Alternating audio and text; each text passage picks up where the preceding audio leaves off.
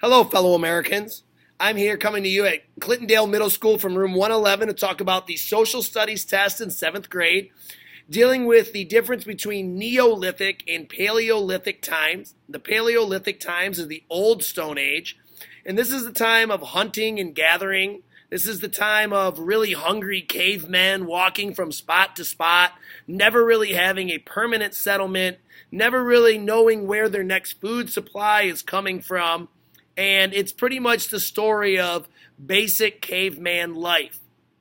Now, when we start to learn about Paleolithic times is when human beings discovered what is called agriculture. And agriculture is farming. And this is what really changed from Paleolithic to Neolithic times, because now a permanent food supply is available for people. They have learned to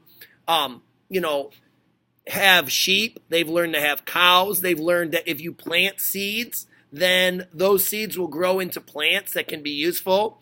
And this stable food supply caused a whole lot of changes. It's called the agricultural revolution.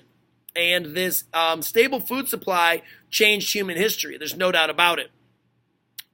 The first thing that happened is these people were able to find a stable food supply. Once they found a stable food supply, they started to build permanent shelters. And they realized that once you have a house, people might try to break into it, or animals might try to break into it to get the food that you've grown. So one of the things that Neolithic humans did was they used to build their houses with the doorway at the top of the wall, and then they would climb into their house with a ladder, and then they'd pull the ladder in so no one can get into their house. As these permanent food supplies got better and better, more and more people would gather in the same place, and pretty soon you have what's called a community. So these Neolithic people were starting to, as they gathered more and more food, have more and more people that want to live there and share in that food.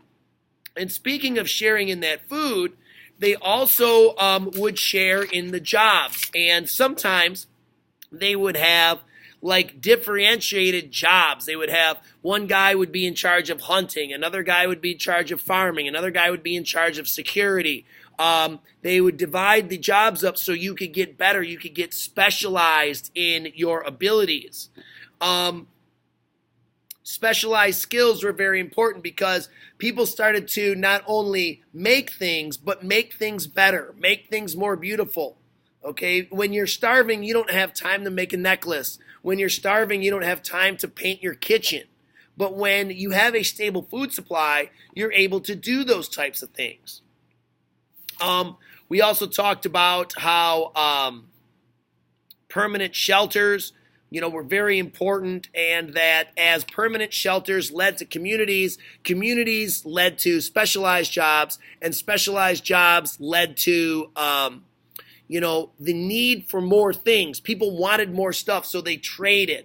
And when they traded, they not only traded products like food supplies or tools or weapons, but they also traded ideas, and they started to learn from each other.